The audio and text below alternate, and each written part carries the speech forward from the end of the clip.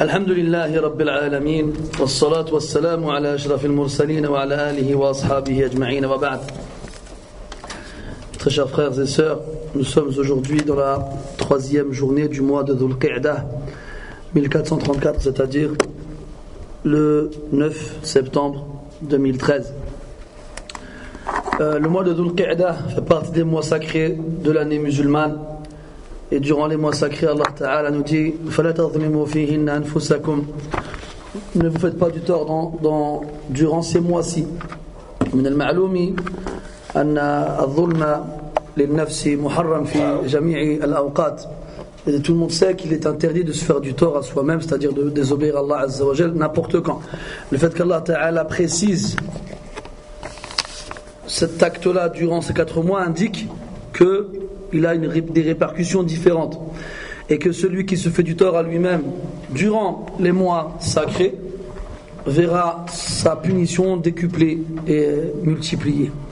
Et les ulama, ils ont déduit l'inverse aussi, que les bonnes actions accomplies durant les mois sacrés étaient aussi décuplées et multipliées. C'est pour cela que je m'incite, ainsi que vous-même, à multiplier les actions vertueuses durant ces mois-ci, qui sont au nombre de 4 dans l'année, 3 qui se suivent et 1 qui est tout seul. Les 3 qui se suivent sont Dhul Qi'dah, Dhul Hijjah et Muharram, et Rajab qui est, on va dire, au milieu de l'année. Ce sont les 4 mois sacrés dans lesquels il faut faire, entre guillemets, plus attention encore au dhulm que ce qu'on peut, comment dire, que de la façon dont on peut y faire attention en dehors de ces moments-là. Juste avant de reprendre, la dernière fois, lorsqu'une de nos chères camarades parmi les femmes nous a envoyé un message, je crois qu'il est encore là, qui demande, dans laquelle elle se demande pourquoi et comment se fait-il qu'on ne fait pas la prière de Maghreb tout de suite à l'adhan. Et sur le moment, j'ai pensé à un hadith, mais comme j'avais un doute sur son authenticité, j'ai préféré attendre avant de vous y faire part, et j'ai eu du mal à le retrouver. Mais alhamdoulilah, je l'ai retrouvé. Et dans ce hadith, Ibn Abbas radiyallahu anhuma, il a été dans le Basra. Al-Basra, pour ceux qui ignorent ce que c'est ou bien où c'est une région très connue de l'Irak actuel. Et il a fait un dars qu'il a commencé après l'Asr. Et quand il a fini, il y avait des étoiles dans le ciel. Et il y a quelqu'un qui il voit le soleil se coucher, et il continue. Il lui dit Ya Abdallah, c'est l'heure de la prière. Et là Ibn Abbas il s'énerve. Il dit Uskut ya ahmaq, a anta a'lamu minni bi sunnati rasulillah. Dis tais-toi espèce de fou. Tu connais-tu mieux que moi la sunna du prophète alayhi salatu wassalam? J'ai vu le prophète alayhi salatu wassalam réunir entre le Maghreb et l'Isha à Médine sans qu'il n'y ait de pluie ni qu'il n'y ait quelque chose à craindre. Al-Hadith. Pour vous faire comprendre que Ibn Abbas a pris ce moment dans lequel il faisait son cours comme excuse pour réunir entre le Maghreb et l'Isha. Nous on ne fait pas ça. On a juste quelques minutes. Mais pour vous faire comprendre que très souvent on voit les choses en pensant qu'elles sont mauvaises et elles ne le sont pas. C'est dû à notre ignorance qu'on pense qu'elles sont mauvaises. Une autre histoire, qui est un peu plus rigolote que celle-là, c'est Ash-Shawkani, rahimahullah, qui priait dans sa mosquée en tant qu'imam, et il dirigeait la prière. Et pendant la prière, son turban qu'il avait sur la tête, il est tombé. Alors il a ramassé et il se l'est remis. Et les gens disent c'est quoi ça? C'est quoi cette chimère mon carton là? D'où tu as vu quelqu'un se recoiffer pendant la prière? En plus c'est un imam, en plus c'est prétendre un savant. Et un poète qui disait Hasibun tiqad al-laythi amran hayyina wa min al-awis taqannus al-asadi. Il disait ils ont cru que je sais plus j'ai dit quoi. Hasibun tiqad na'am. Ils ont cru que critiquer un lion était quelque chose de facile. Mais c'est très compliqué de lui mettre une muselière à un lion. Alors quand ils ont fini la prière, ça va quoi, ça va comme, dis, ya Cheikh, ma hada, la yaliqu bi rajulin mithlik. عليكم السلام أن يتصرف مثل هذه التصرفات وهو في الصلاة بل هو يؤم الناس. Ils l'ont critiqué. Cheikh, il ne convient pas à ce que quelqu'un comme toi, un savant, se comporte ainsi durant la prière. Alors il les a regardés et leur a dit حمل أو وضع العمامة أهون من حمل أمامة. Mettre le turban sur la tête est plus, comment dirais-je, simple que porter Umama. C'est quoi Umama? C'est quoi cette histoire? Umama, c'était la petite fille du prophète, alayhi salatu wassalam. Dans le hadith, Ma'rouf, le prophète, il la portait pendant la prière. Et il la posait quand il faisait sujoud. Et il la reportait quand il se relevait. C'est quoi le plus... Je vais pas dire le plus pire, ça ne se dit pas. C'est quoi le pire?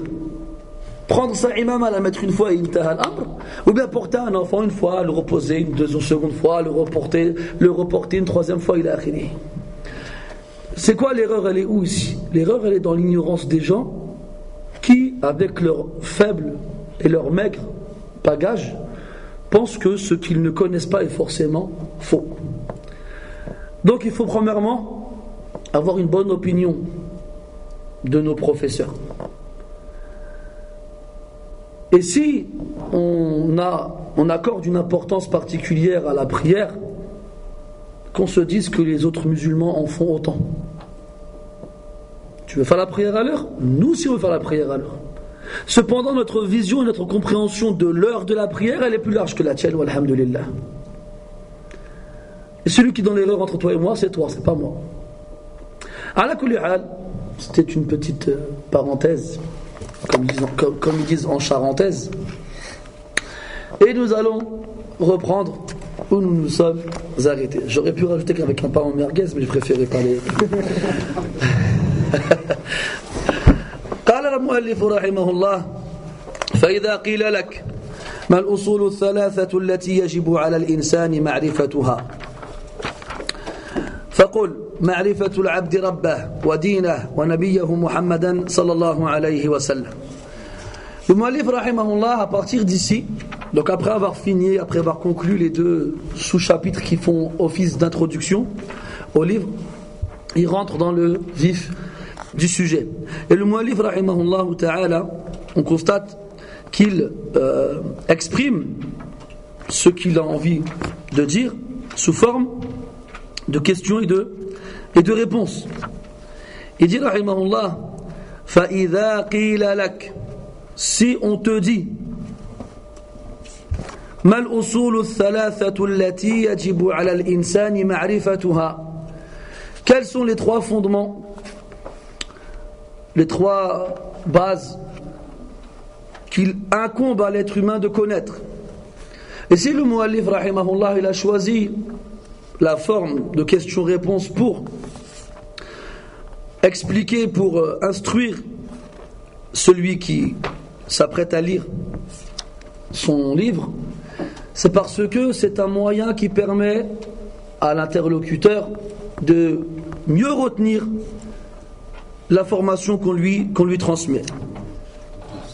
C'est un moyen qui lui permet de mieux retenir l'information qu'on lui transmet et d'attirer son attention encore plus que si on lui avait transmise de façon classique. Donc ces trois fondements, quels sont-ils? C'est la réponse qu'il te donne, qu'il te transmet, afin que tu puisses toi à ton tour la donner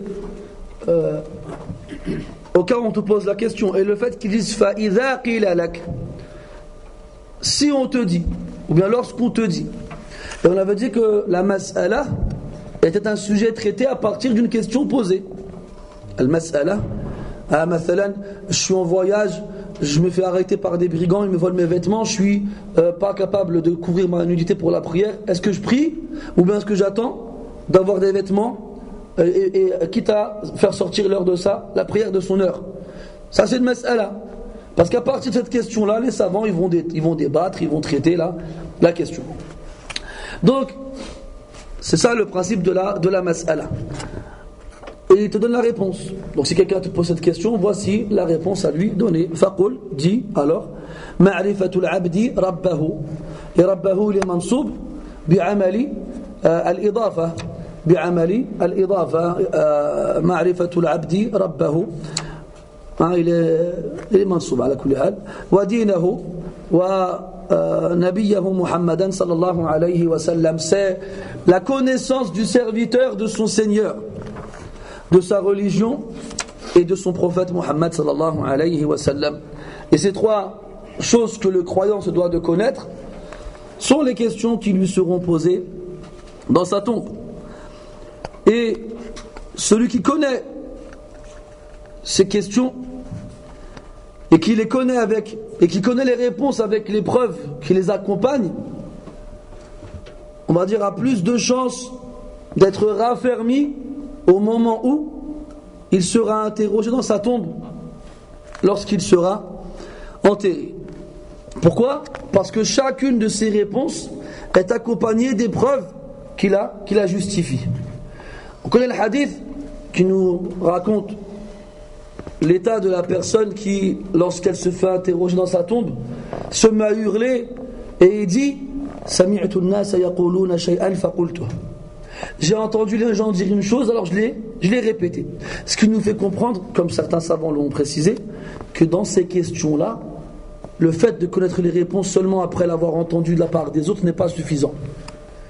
Et que ce qui permet, une des causes qui fait qu'Allah te raffermit dans cet interrogatoire, est de connaître ces réponses avec les preuves du Coran et de la Sunna qui les appuient. C'est pour ça que le muallif, rahimahullah, nous donne beaucoup de preuves pour augmenter ton capital et pour appuyer cette connaissance. Donc le fait que le serviteur connaisse son Seigneur, sa religion et son prophète Muhammad sallallahu alayhi wa sallam, et à partir de là donc le muallif rahimahullah va développer chacun de ses fondements. Et quand le muallif dit rahimahullah ma'rifatul abdi rabbahu, son Seigneur, il faut comprendre ici que ce n'est pas la seigneurie qui est visée, mais l'adoration. Donc il y a plusieurs, comme vous le savez, catégories dans At-Tawhid: la seigneurie, l'adoration et les noms et les attributs. Ici, dans ce genre de contexte-là, lorsque le mot Rabb, Seigneur, il est employé, on ne vise pas à travers lui Ar-Rububiyya, la seigneurie, mais on vise plutôt Al-Ubudiyya, l'adoration. Pourquoi ? Parce que tous les prophètes qui ont été envoyés à leur peuple n'ont pas été éprouvés dans Ar-Rububiyya. Parce que tous les peuples à qui Allah a envoyé un prophète n'ont jamais renié la seigneurie d'Allah Azza wa Jal. Ils n'ont jamais renié le fait qu'Allah était le créateur. Ils n'ont jamais renié le fait qu'Allah Ta'ala était le roi. Ila akhirih. Qama an-niza', le conflit il a éclaté dans le fait qu'il soit le seul à mériter l'adoration. Donc dans ce contexte-là, Ar-Rabb yuradu bihi al-ubudiyya. Donc dans ce contexte-là, la seigneurie vise l'adoration et non, pardon, le mot seigneur vise l'adoration, tafaddalu, et non la seigneurie.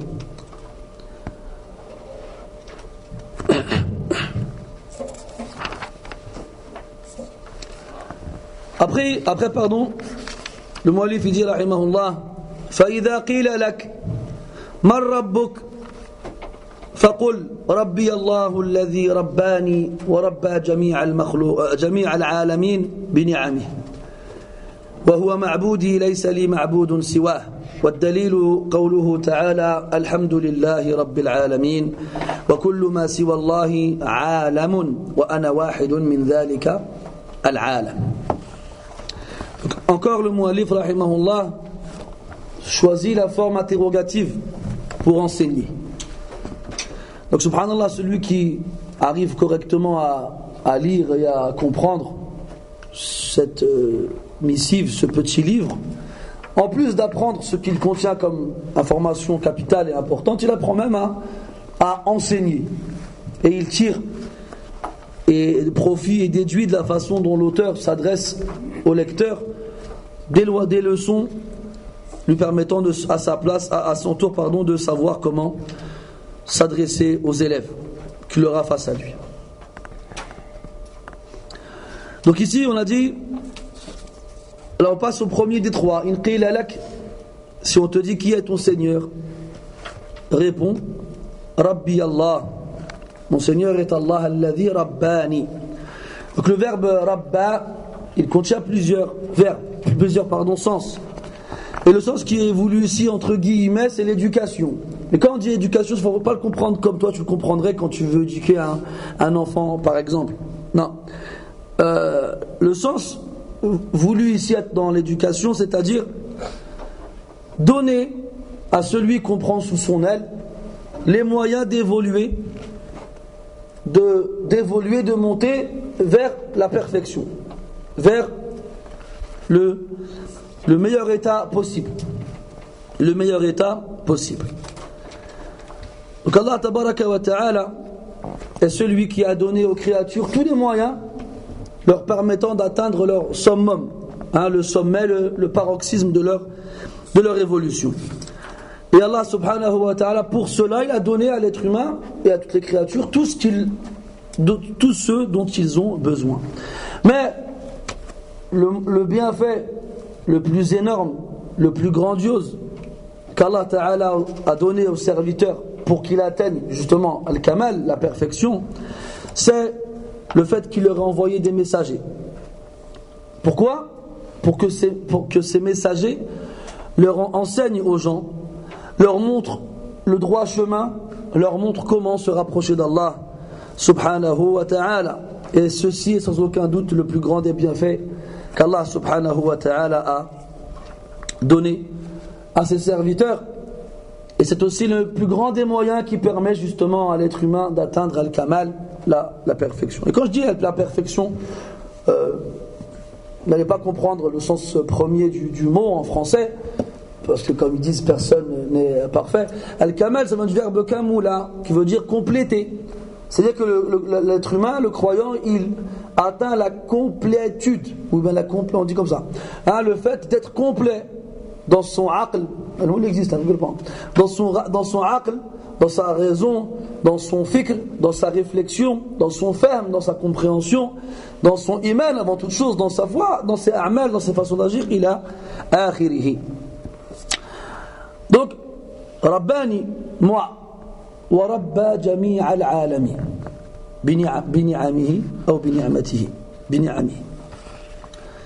Et il a aussi donné ce moyen à tous les composants de ces mondes, al-alamin. Le mot alam, qu'on traduit en français par le mot monde, a été appelé ainsi en arabe en étant construit à partir du mot alama. Alamun, si tu veux. Wal-alamu, sans le alif de alam, al-alam, c'est le signe de reconnaissance. Al-alam. Comme on dit en grammaire, للرفع أربع علامات علامات الإعراب, les signes de reconnaissance. Supposons, imagine, tu connais l'histoire, c'est qui déjà? Celui qui laissait des morceaux de pain quand ses parents ont essayé de le semer dans la forêt. C'est Petit Poucet. Voilà, donc lui il a mis des morceaux de pain sur son chemin pour pouvoir retourner à la maison. Vous voulez me semer, je suis revenu. C'est tout ce qui te permet de reconnaître une chose, on appelle ça un alam. Un alam. Et le monde, la création, on l'a appelé alam parce qu'il nous permet de reconnaître quoi? Le créateur. Comme il disait Abu al-Atahiya rahimahullah, wa fi kulli shay'in lahu ayatun tadullu ala annahu wahid. Et dans toute chose, il y a un signe qui indique qu'il est unique. Al-alam. Donc regarde, les Arabes, ils ont choisi comme nom pour le monde, comme si cette pancarte qui va t'indiquer le nom de la ville dans laquelle tu veux te rendre quand tu es sur le chemin. Al-Alam. Le Mu'allif rahimahullah, tfadal. Le Mu'allif rahimahullah, il nous dit kullu ma siwa Allah fa huwa alam. C'est comme ça qu'il définit le alam. Tout ce qui est en dehors d'Allah, c'est le alam. C'est pas faux. Ce n'est pas faux, bien entendu. Al-Shinqiti rahimahullah, dans Tafsir Surat al-Fatiha, il choisit un verset du Coran pour définir al-alam. Dans Surat al-Shu'ara, quand Allah Ta'ala il dit, en rapportant la parole de Fir'aun, wa ma rabbul alamin. Fir'aun il demande à Moussa alayhi salam, c'est quoi le Seigneur des mondes? Rabbu al-alamin. Alors Moussa lui répond, Rabbu samawati wal ardi wa ma baynahuma in kuntum muqinin. C'est le Seigneur des cieux et de la terre et de ce qu'il y a entre eux. Donc al-alamin ou bien al-alamun, al-alamin c'est les majrour. Al-alamun c'est tout ce qu'Allah Ta'ala a créé. Donc ça rejoint ce que le Mu'allif il a dit rahimahullahu ta'ala. Donc tout ce qu'il y a en dehors d'Allah subhanahu wa ta'ala, les cieux, les terres, parce qu'en arabe dans le Coran, très souvent, d'ailleurs il n'y a pas une fois dans le Coran où le mot ard il a été dit au pluriel, pas une fois. Il a toujours été dit au singulier. Est-ce qu'on va comprendre de cela qu'il n'y a qu'une seule terre? Là. Il y a une ishara, une allusion dans le dernier verset de Surat At-Talaq qui nous indique qu'il y a autant de terres que de cieux. Et dans des hadiths, il a été dit clairement qu'il y avait 7 terres. Mais, à titre indicatif, dans le Coran, pas une fois le mot ard a été dit au pluriel. Mais ce n'est pas grave, parce que même si la forme employée est celle du singulier, on en comprend le pluriel. Quand Allah a dit Rabbus samawati wal ard, le mot samawat il est au pluriel, le mot ard il est au singulier, mais on va comprendre le pluriel. Ça c'est un style arabe qui est connu auprès des Arabes et des arabisants, donc ils n'ont pas besoin de se poser la question.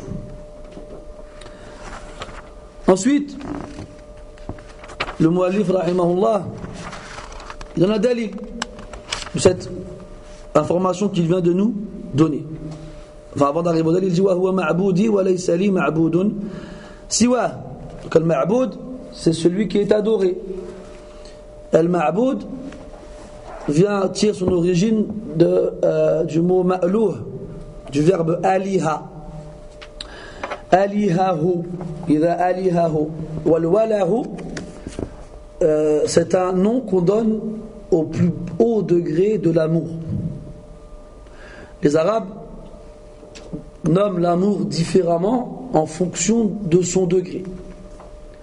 Et plus tu aimes, et plus le nom que l'amour que tu as, plus tu aimes, plus l'amour il a une intensité grande en toi, et il aura donc un nom différent de son nom de base. Il y a aussi l'amour qu'on a envers un enfant ou bien un parent, et l'amour qu'on a envers l'amoureux, le bien-aimé, et ainsi de suite. Ala kulli hal, al-wala, ça fait référence au plus haut degré de l'amour. Et al-ma'lou, c'est celui qu'on aime le plus. Et al-ma'boud, c'est celui qu'on aime le plus aussi. Car al-ibada, l'adoration, elle repose sur 3 piliers essentiels qui sont l'amour, la crainte et l'espoir. Et la crainte et l'espoir accompagnent le croyant ici-bas et l'aident à se rapprocher d'Allah à travers les actions vertueuses et à se préserver de sa colère en s'éloignant des actions interdites. Et il arrivera un jour où l'espoir et la crainte le quitteront. Pourquoi? Il n'en aura plus besoin. Pourquoi? Quand il sera arrivé au paradis, il n'aura plus à espérer car le fruit de son espoir lui a été offert.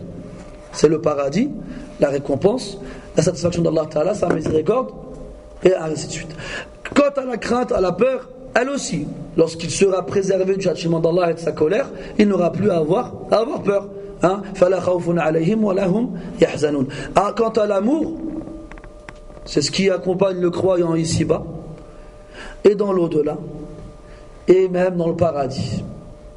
Et plus il avance dans son chemin vers Allah Azza wa Jal, et plus il l'aime. Et lorsqu'il arrivera au paradis, et qu'il pourra voir son Seigneur, et qu'il pourra l'entendre lui dire, parce que dans le hadith, Allah il offrira à chacun de ses serviteurs au paradis un entretien privé.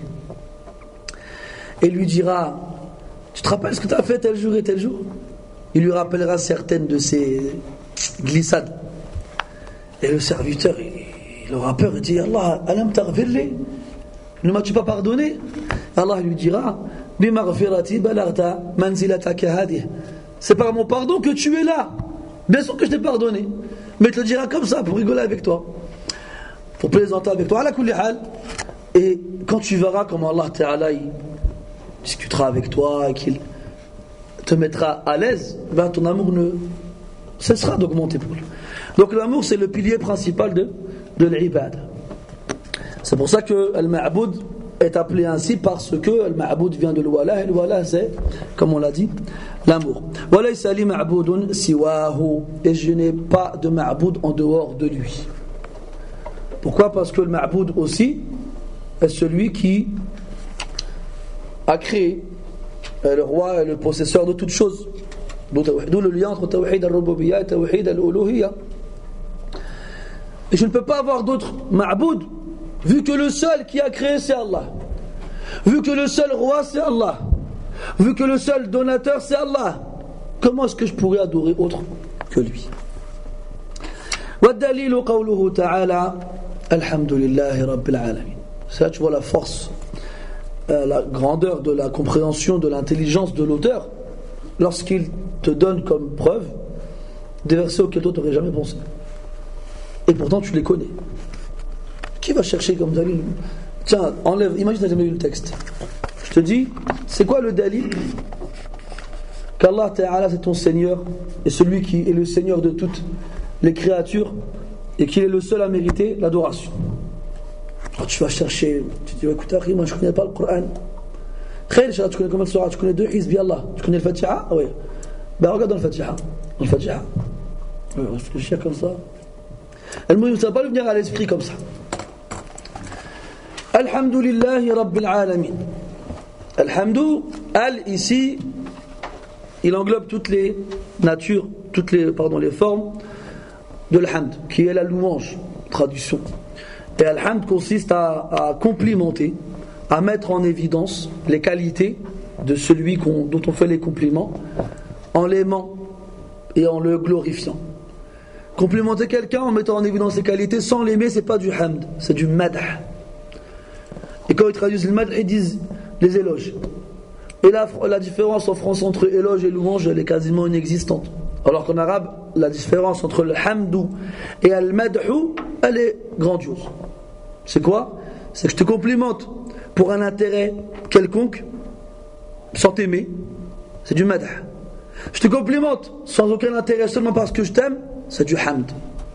C'est quand même une différence énorme. Et quand tu dis alhamdou, le al ici remplace kullu, comme on l'a vu avec innal insana, tous les êtres humains. Alhamdou, toutes les louanges. Kullu al-mahamid. Lillah. Et le lam ici de lillah, il indique plusieurs sens. Premièrement, il indique al-istihqaq. Al-istihqaq, c'est quoi? Le mérite. C'est-à-dire le seul à mériter toutes les louanges, c'est Allah subhanahu wa ta'ala. Rien ni personne d'autre ne peut mériter toutes les louanges absolues et totales. Le deuxième, le deuxième sens du lam ici, lillah, c'est l'ikhtisas, l'exclusivité. Donc d'un côté c'est le seul à qui on fera toutes les louanges. Pourquoi? Parce que c'est le seul qui les mérite. Parce que c'est le seul qui les mérite. Rabbi, Al-Khaliq, Al-Raziq, Al-Raziq, Al-Malik, Al-Mudabbir. Le créateur, le pourvoyeur, le roi ou le possesseur, et celui qui régit toutes choses. Al-alamin sabaqa al-kalamu alayh. On en a parlé tout à l'heure. Et ici, Allah subhanahu wa ta'ala, il nous informe qu'il est le Seigneur de toutes les créatures et qu'il a la louange complète et absolue dans cela. Ce qui nous indique que c'est lié. Maintenant, quelqu'un pourrait se poser la question, où est le dalil de l'ibada dedans? Le fait que, justement, il est dit, alhamdulillahi, et Allah, ça veut dire dhul uluhiyya. Dhu yani as-sahib, celui qui a. Al-uluhiyya, c'est-à-dire l'adoration, c'est-à-dire celui qui est adoré. Allah, ma'nahu al-ma'luh, ou plutôt dhul uluhiyya, celui qui possède l'adoration, c'est-à-dire celui qui est adoré. Et le fait que Allah Ta'ala il ait mis son nom avant Rabb, ça montre la priorité de l'adoration sur la seigneurie. Pourquoi? C'est pour cela d'ailleurs que tous les prophètes ont été envoyés à leur peuple. Ils n'ont pas été envoyés pour leur parler du fait qu'Allah est le créateur, il est akhiri, parce qu'ils le savaient déjà. Ils ont été envoyés pour leur rappeler que Allah était le seul à mériter l'adoration. وكل ما سوى الله عالم وأنا واحد من ذلك العالم. Et tout ce qu'il y a en dehors d'Allah, comme on a dit tout à l'heure, c'est la définition que l'auteur donne au mot alam. Tout ce qu'il y a en dehors d'Allah Ta'ala est al-alam. Et je fais partie de ce monde-là. Donc, premièrement, la première question, qui est ton Seigneur? On y a répondu. Et si on te demande le dalil, tu dis alhamdulillahi rabbil alamin, c'est le dalil. Deuxième question, قوله رحمه الله فإذا قيل لك بما عرفت ربك فقل بآياته ومخلوقاته ومن آياته الليل والنهار والشمس والقمر ومن مخلوقاته السماوات السبع والأرضون السبع ومن فيهن وما بينهما والدليل قوله تعالى ومن آياته الليل والنهار والشمس والقمر لا تسجدوا للشمس ولا للقمر واسجدوا لله الذي خلقهن إن كنتم إياه تعبدون وقوله تعالى إن ربكم الله الذي خلق السماوات والأرض في 6 أيام ثم استوى على العرش يغشي الليل النهار يطلبه حثيثا والشمس والقمر والنجوم مسخرات بأمره ألا له الخلق والأمر تبارك الله رب العالمين. Il dit rahimahullah, si on te demande فَإِذَا قِيلَ لَكَ. Donc les savants, ils se posaient, des fois ils sont tout seuls en train d'étudier, de réfléchir, et ils se posent eux-mêmes des questions auxquelles ils vont chercher des réponses. Mais ça c'est surtout dans le fiqh que les ulama le font. Mais des fois c'est mal vu par les ulama. Notamment l'imam Ahmed rahimahullah, contrairement à l'imam Abu Hanifa qui lui s'imaginait plein de cas possibles et imaginables. Il y a une des masaïles les plus rigolotes parce que des fois c'est vraiment farfelu. Al-Khuntha, vous savez c'est quoi le Khuntha? Ibrahim, tu connais le Khuntha? Soufiane, tu connais le Khuntha? C'est quoi le Khuntha, Yassine? Comment? Gaz, non? Là, c'est pas ça. De l'Aziz? Là. Quelqu'un sait c'est quoi le Khuntha? Al-Khuntha, c'est un être humain qui a les deux appareils génitaux. Il a un pénis, il a un vagin. Ça existe. Et il l'appelle, les fuqaha, al-mushkil. Le problème. Est-ce qu'il doit mettre le hijab? Est-ce qu'on doit le circoncire? S'il se marie avec un homme ou une femme? Quand ses parents ils meurent, il a quoi comme part d'héritage? Bref, le problème. Et parmi les masaïl farfelus qu'ils ont imaginés, si un khuntha il se pénètre tout seul, il a les deux appareils génitaux et il tombe enceinte, et et son enfant. Quand son père et sa mère, qui sont la même personne, ils meurent, quelle part d'héritage il a? C'est la question. Bah, tu trouves ça dans des koutoub de fiqh encore, hein, je t'en passe et des meilleurs. Ah, ils se sont posé la question sur les sirènes. Si quelqu'un il pêche une sirène, est-ce qu'il peut la manger? Je pense que d'autres personnes se seraient posé d'autres questions. Non, est-ce qu'on peut la manger? Là, ils ont dit oui, et là, ils ont dit non. À la kulli hal, la majorité disent tu peux la manger. Donc si tu trouves une sirène, tu peux la manger. À la kulli hal, ça les masaïl. Et l'imam Ahmed, il n'aimait pas ces questions ça. Il a dit attends que la chose elle arrive pour poser la question. Va pas t'imaginer des cas farfelus qui n'arriveraient peut-être jamais dans la vie, dans l'existence, et perdre du temps à se poser des questions sur le comment du pourquoi. Là, c'est différent. Là, le mu'allif, rahimallah, te met en situation. Dans le cas où tu serais, parce que, quand même, toi, tu es musulman. Et tu vis dans un pays où il n'y a pas des musulmans. Il est très probable que des non-musulmans viennent te poser des questions sur ta religion. C'est quoi son contenu? C'est quoi son sens? C'est quoi ta foi? En quoi tu crois? Il te dit, tu crois en quoi? Je dis, moi, je crois en Allah. C'est qui Allah? Et comment tu as connu Allah? Et tu sais pas comment répondre. Tu passes pour un rigolo. Tu es un croyant en quoi, toi? Donc c'est des choses quand même qui sont très importantes. Donc si on te demande comment as-tu connu ton Seigneur? Bima arafta rabbak. Comment as-tu connu ton Seigneur? Le mu'allif dit rahimahullah faqul bi ayatihi wa makhluqatihi. Par ses signes, al-ayat wa makhluqatihi, et ses créatures. Et là, il y a des ulama qui ont repris l'auteur sur cette distinction qu'il a faite des signes et des créatures. Parce que les signes, les créatures sont des signes. D'ailleurs, il dit comme exemple après, وَمِنْ آيَاتِهِ الشَّمْسُ وَالْقَمَرُ, parmi ces signes, le soleil et la lune. وَمِنْ مَخْلُوقَاتِهِ, et parmi ces créatures, le ciel, ou bien les cieux et la terre. Eh bien, le soleil et la lune sont des créatures aussi, et les cieux et la terre sont des signes aussi.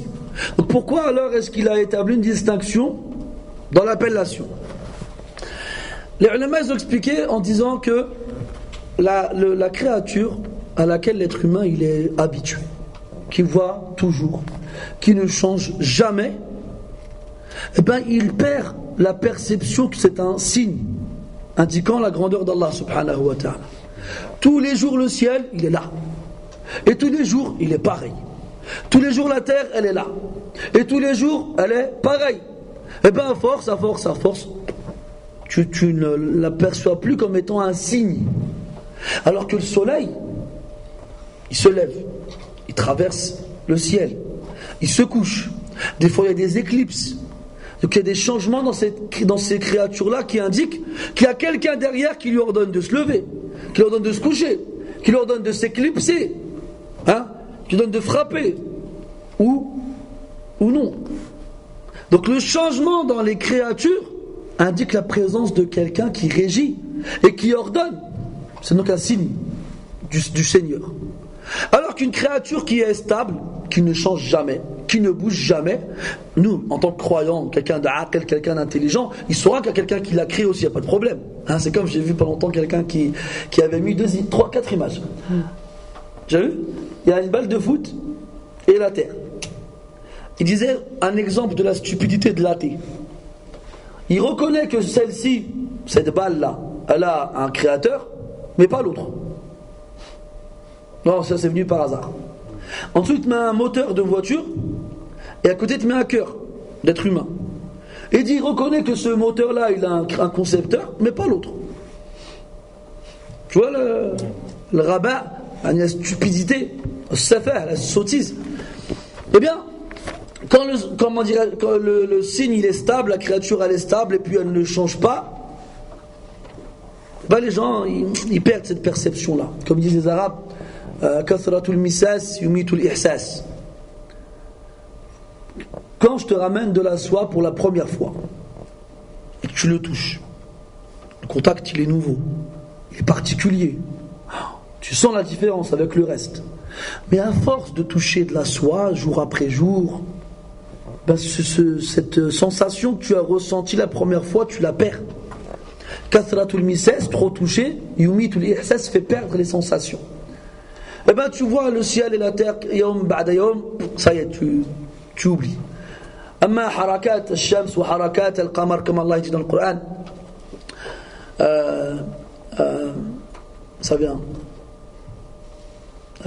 La shamsu yanbaghi laha an tudrika al-qamara wa al-laylu sabiqu an-nahar wa kullun fi falakin yasbahun. Il ne convient pas que le soleil rattrape la lune, ni que la nuit ne devance le jour. Et chacun d'entre eux suit, on va dire, un chemin, une voie claire qui lui a été dessinée. Donc c'est pour ça que le mu'allif il a distingué entre l'ayat ou al-makhlouqat. Et c'est quelque chose de très pertinent. Même si certains savants lui ont fait ce reproche, qu'il n'aurait pas dû le faire parce qu'Allah dans le Coran il ne fait pas cette distinction-là, comme dans les versets qu'on peut lire dans le Coran. Ala kulli hal, comment tu reconnais ton Seigneur? Dit par ses signes et ses créatures.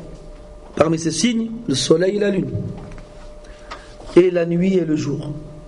Des choses qui sont en constante, comment dirais-je, changement, en changement constant. D'accord? Et ils se succèdent, et ils se suivent.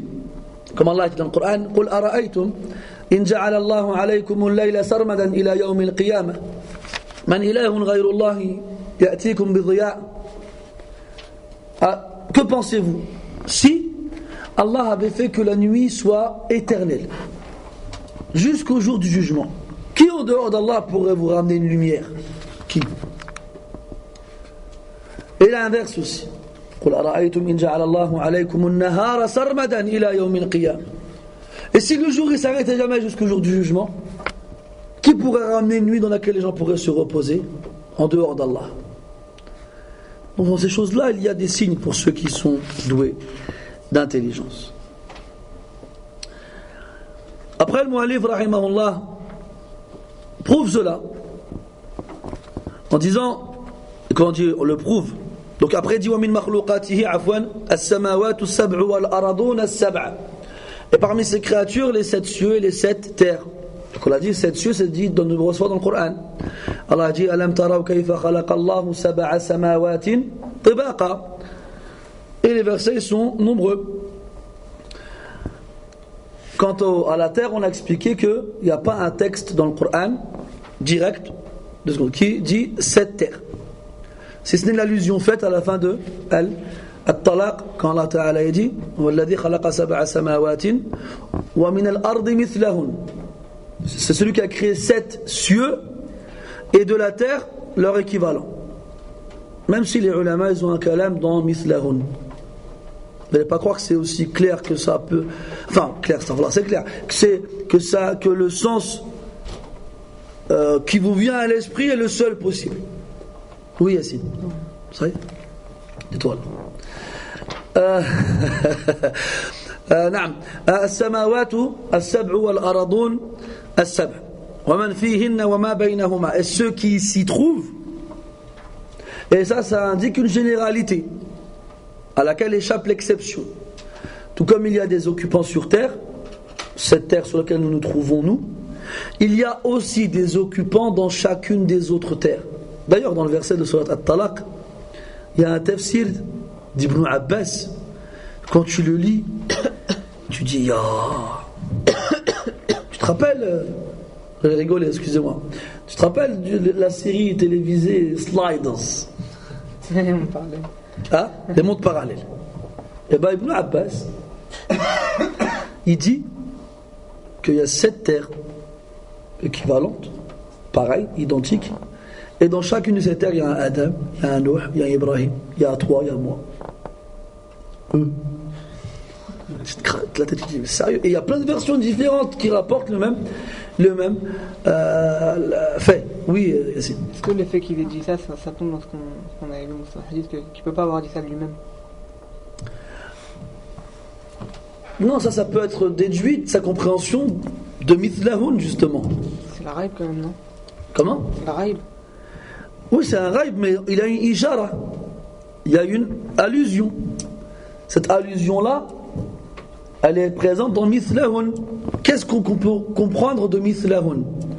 Le Coran, il est révélé en arabe. L'arabe, il repose sur des règles. Et les mots, ils ont des sens. Et que la base, c'est de prendre le mot comme les Arabes le comprennent. Donc, qu'est-ce que tu vas comprendre du mot mithl? C'est pas le seul tafsir. Allez, commencez pas à me regarder bizarrement, là.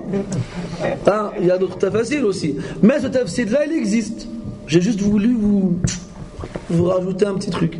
Si vous pouvez retourner au livre de tafsir, je vous invite à y retourner, notamment le tafsir d'Ibn Jarir, At-Tabari, que j'ai chez moi en 18 volumes. Il existe en moins de volumes, il existe en plus de volumes, ça dépend de ce que tu veux. Ala kulli hal, et tu vois qu'est-ce qu'il rapporte d'Ibn Abbas à ce sujet. Donc si Ibn Abbas il a raison, il y a une autre terre où il y a un autre Soufiane avec des cheveux comme ça. Peut-être qu'il est gros, il est petit, peut-être que toi t'es grand, un mec. Ala kulli hal, c'est quand tu lis le tafsir, tu ne cesses de t'étonner. Donc on a dit il y a des occupants, des habitants dans chacune de ces terres. Allah dit dans le Coran وعلى الله قصد السبيل ومنها جائر. Non, c'est avant. والخيل والبغال والحمير لتركبوها وزينة ويخلق ما لا تعلمون. Allah il crée ce que vous ne savez pas. Les ulama disent, écoute ça, sur la sirène là, ils disent que comme l'eau, comme l'océan, la mer, recouvre une plus grande partie sur la planète que la Terre, elle contient beaucoup plus d'occupants que la Terre. Ah voilà. Thaniyan, ils disent qu'il n'y a pas une créature sur Terre sans qu'on trouve son équivalent dans la mer. À partir de là, donc il y a les pro-sirènes qui disent que si l'être humain il existe sur Terre, il existe aussi dans la mer. Ala kulli hal, donc il y a dans la mer des créatures qu'on ne connaît pas, immenses et minuscules. Et il y en a beaucoup plus que celles qu'on connaît dans le règne animal terrestre. والدليل قوله تعالى ومن آياته الليل والنهار والشمس والقمر لا تسجدوا للشمس ولا للقمر واسجدوا لله الذي خلقهن إن كنتم إياه تعبدون. Le verset 37 de Surat Fussilat. Où Allah Ta'ala dit, dans le sens du verset, وَمِنْ آيَاتِهِ. Min ici, les tab'ir. Quand vous faites de la grammaire, vous apprenez ce qu'on appelle huruf al-jar, qui sont en français techniquement les prépositions. Ces huruf al-jar ont différents sens, qu'on ne voit pas dans la grammaire, en arabe, mais dans al-balagha, traduit en français par la rhétorique, même si c'est très une mauvaise traduction. Mais on fait ce qu'on a. Et dans le balagha, il y a trois grandes matières. Ilmu, al-ma'ani, c'est la dernière. Ilmu al-badi' et ilmu. C'est quoi le troisième? Subhanallah, j'ai oublié. Ilmu al-ma'ani, ilmu al-badi' et j'ai oublié, c'est quoi le troisième? Ça me reviendra plus tard, Inch'Allah. Ala kulli hal, al-ma'ani, ilmu al-ma'ani, la science des sens. C'est qu'ils prennent dans cette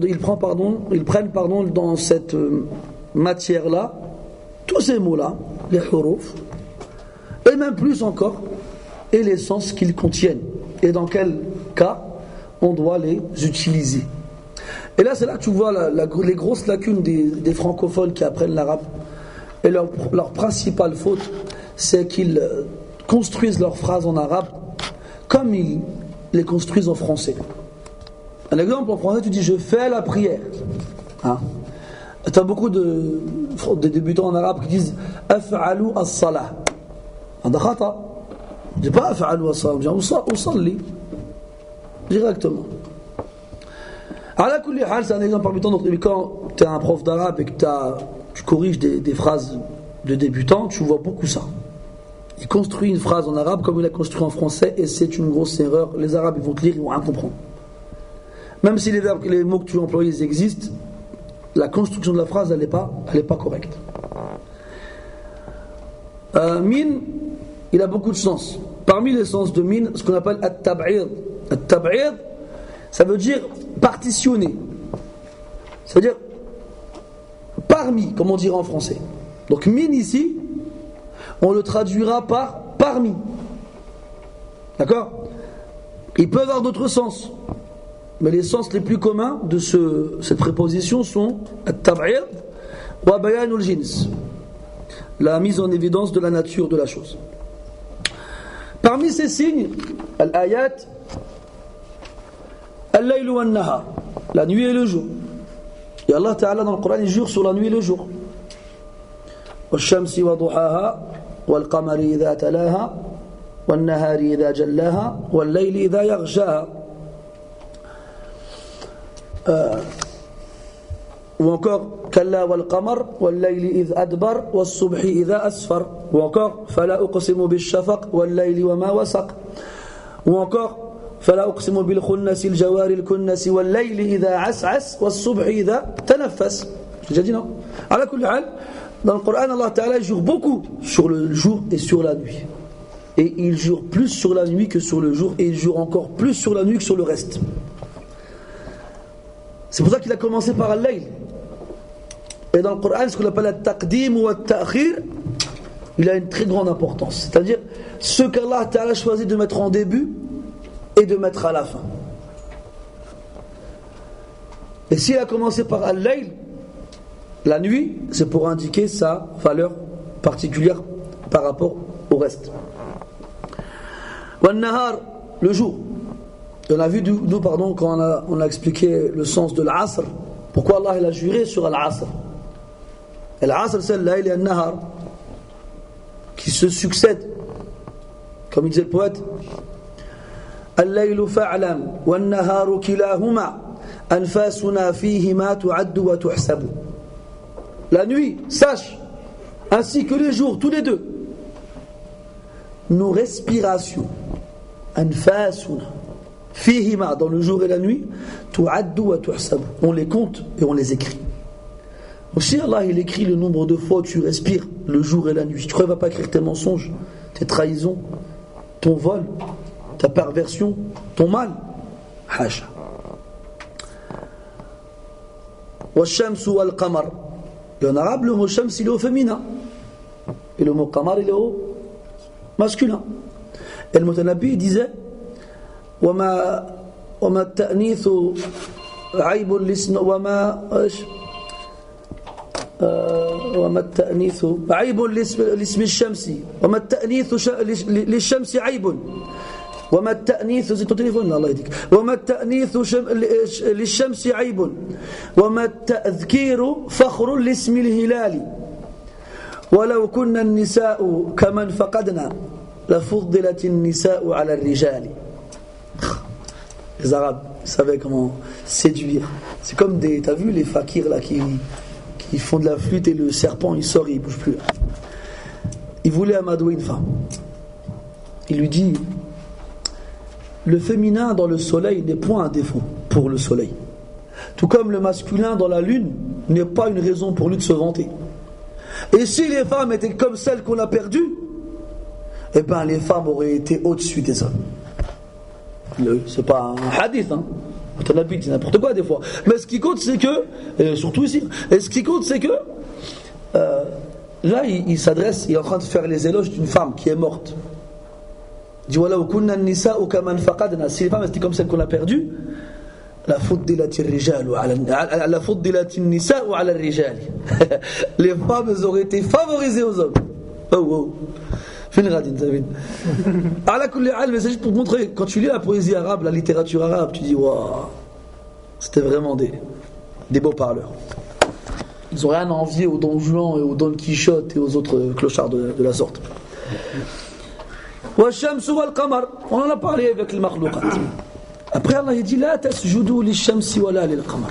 Ne vous prosternez ni envers le soleil ni envers la lune. Parce que les gens ont fait du soleil et de la lune des divinités. Pourquoi? Parce qu'ils ont compris, ils ont constaté que c'était des créatures grandioses. Et de par leur grandeur et leur immensité, ils leur ont attribué la divinité. Wal-iyadu billah. On se rappelle l'épisode où Ibrahim alayhi salam il épie le ciel. Il dit فَلَمَّا جَنَّ عَلَيْهِ اللَّيْلُ رَأَى كَوْكَبًا. Lorsque la nuit l'a recouvert, il a vu les astres. Il a vu un astre, une étoile. قَالَ هَذَا رَبِّي فَلَمَّا أَفَلَ قَالَ لَا أُحِبُّ الْآفِلِينَ. Lorsque l'étoile a disparu, il a dit moi j'aime pas ce qui disparaît. فَلَمَّا رَأَى الْقَمَرَ بَازِغًا قَالَ هَذَا رَبِّي. Lorsqu'il a vu la lune bien visible, il a dit complète. Là, c'est ça mon Seigneur. Mais il faut comprendre ici, là, il n'est pas en train de choisir son Seigneur, Ibrahim, a'udhu billah. L'imam des Hunafa, des Mouwahidin, je crois qu'il est en train de douter c'est son Seigneur. Là, il est en train de mettre et faire comprendre aux gens qui ont pris ces créatures comme dignité, à quel point ils sont bêtes. Falamma afala, lorsqu'il disparut, lorsque la lune disparut,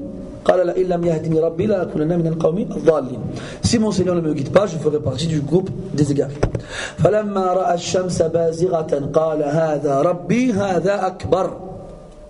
Lorsqu'il a vu le ciel dans toute sa grandeur, le soleil pardon, dans toute sa grandeur, il a dit voici mon Seigneur, il est encore plus grand que la lune, qui était plus grand que l'astre. Il a dit voici mon Seigneur, il est plus grand. Et lui aussi disparaît. Il a dit قال يا قوم إني بريء مما تشركون. Oh mon peuple, je me désavoue de ce que vous adorez en dehors d'Allah subhanahu wa ta'ala. Donc il y a des êtres humains qui ont adoré le soleil, qui ont adoré la lune, et qui se sont prosternés envers le soleil, et qui se sont prosternés envers la lune. Les Arabes, avant l'islam, pensaient que lorsque le soleil s'éclipsait, c'était en raison de la mort ou de la naissance de quelqu'un de grandiose. Et Allah Ta'ala, ainsi que le prophète alayhi salatu wasallam, ont fait comprendre que ce sont des signes, des créatures parmi les créatures d'Allah subhanahu wa ta'ala. D'ailleurs, à la fin des temps, lorsqu'Allah subhanahu wa ta'ala ordonnera au ciel de se fendre et le remplacera par un autre, lorsqu'il ordonnera à la terre de se vider de ce qu'elle a dans ses entrailles et la remplacera par une autre, il ordonnera au soleil de tourner sur lui-même jusqu'à perdre son éclat, d'avaler la lune, et tous les deux ils seront plongés en enfer. قال تعالى إذا الشمس كورت يعني ذهب ضوءها, lorsque la lumière du soleil disparaîtra. وكور فيه معنى الدوار أو الدوران. Donc le mot كورا a le sens de tourner. Comment on appelle la balle en arabe? الكرة. Et Allah dit dans le Coran يكور الليل على النهار ويكور النهار على الليل. كور ça veut dire tourner. On dit كور الرجل عمامته. Quand tu as imama, tu prends une sorte de bande que tu vas tourner autour de ta tête. إذا الشمس كورت. Et Allah dit dans le Coran فإذا برق البصر وخسف القمر وجمع الشمس والقمر. Lorsque le regard sera ébloui et que la lumière de la lune disparaîtra et que le soleil et la lune seront réunis, toutes ces créatures, le ciel, la terre, la lune, le soleil, Allah Ta'ala leur fait ce qu'il veut, et ils sont des créatures asservies à sa puissance, et ils lui obéissent et ne se rebellent pas. Quand Allah il a créé les cieux et la terre, il leur a dit de venir. Venez, comme on dit en français, de bon gré ou de force, en obéissant, ou bien on vous contraindra à venir. Ils ne sont pas bêtes, les cieux et la terre. Non, faut pas, c'est bon, on vient, pas de problème. Ils répondirent, on vient obéissant et soumis. Donc cette grande créature immense, Allah dit dans le Coran, la khalqu samawati wal ard akbaru min khalqin nas. La création des cieux et de la terre est plus grande que celle des gens. Dans le verset, Allah Ta'ala dit Antum ashaddu khalqan amis sama. Êtes-vous une créature plus robuste, plus grandiose, plus immense, ou le ciel? Mais rien. Nutfa.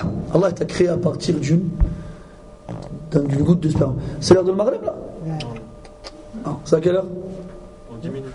Dans 10 minutes. Il faut te mettre à la page, Soufiane, quand même. ومن آياته الشمس ومن آياته الليل والنهار والشمس والقمر لا تسجدوا للشمس ولا للقمر واسجدوا لله الذي خلقهن إن كنتم إياه تعبدون. يا سبحان الله، هي العقل تاع الإنسان في المشى. il se prosterne envers le soleil parce qu'il le trouve grandiose. Et bien prosterne-toi envers celui qui l'a créé, il est encore plus grandiose. Et cette grandiosité, je ne sais pas si le mot existe, mais je m'en fiche, que tu attribues au soleil, elle n'est rien dans la puissance d'Allah subhanahu wa ta'ala. La preuve, quand il voudra le faire disparaître, il le fera disparaître. Donc si vous adorez vraiment Allah, eh ben, prosternez-vous devant lui et devant personne d'autre. In kuntum iyyahu ta'budu. Wa qawluhu ta'ala, le verset 54 de Surah Al-A'raf, Inna rabbakum Allahu alladhi khalaqa as-samawati wal arda fi sittati ayyam. Thumma istawa 'ala al-'arsh. Votre Seigneur est celui qui a créé les cieux et la terre en 6 jours. Ensuite, il s'est établi au-dessus du trône. Celui qui veut plus de précision pour les 6 jours, qu'il retourne justement au début de Surat Fussilat. Et d'autres passages du Coran à ce niveau-là. Il y a un hadith rapporté par Muslim, dans lequel le prophète alayhi salatu wasallam aurait dit que le lundi, Allah il a créé telle chose, et le mardi telle chose, et ainsi de suite. Ce hadith-là, il est munkar. Wa in wujida fi sahih Muslim. Il n'est pas bon. Même s'il est dans Sahih Muslim. Pourquoi? Parce qu'il amène les choses dans un ordre différent de ce qu'Allah Ta'ala a évoqué dans le Coran. Et quand on dit que le Bukhari et Muslim sont les livres les plus authentiques après le Coran, il ne faut pas comprendre dans cette phrase-là que tout à 100% est authentique. Car comme il disait Shafi'i rahimahullah, ya'ba Allah illa an yutimma kitabah. Allah il refuse qu'un autre livre que le sien soit parfait, c'est-à-dire exempt d'erreur. Et l'absence d'erreur indique la perfection de celui qui l'a écrit. Et la présence d'erreur indique l'imperfection de celui qui l'a écrit. Al-Shafi'i il a écrit son livre Al-Risala. Et son plus grand élève, c'est qui le plus grand élève de Shafi'i? Ahmed. Ouais, c'est ma faute, j'ai mal formulé. C'est le plus grand. Ah? Là. C'est un Shafi'i madhab, mais il n'a pas Asr al-Shafi'i. L'imam Ahmed, c'est un élève de l'imam Shafi'i, rahimahullah. Et c'est le plus grand de ceux qui ont été ses élèves. Mais au niveau de la longueur, de l'accompagnement de l'élève qui est l'héritier, si tu veux, de Shafi'i, c'est Al-Muzani. Al-Muzani dit, j'ai lu 70 fois Al-Risala Al-Shafi'i. Et il n'y a pas une fois sans qu'ils me disent khata. C'est une erreur. Mets ça à la place. Non, c'est pas bon. Corrige. 70. À la fin, il lui dit, hey, quand il a vu Al-Muzani, il a une tête bizarre. Il a dit, attends, mais tu as lu 70 fois là. Il dit, quoi? Tu crois quoi? Allah, il refuse que les livres, que le sien, soient parfaits. Regarde, t'as vu, il était entre eux comme ça, il dit une phrase comme ça, 1100 ans plus tard, ben on la répète cette parole-là. Ce qui prouve que ces paroles-là, même si elles étaient dites comme ça, peut-être que lui, à ce moment-là, quand il l'a dit, c'est pas dit l'impact qu'elle va avoir cette parole-là.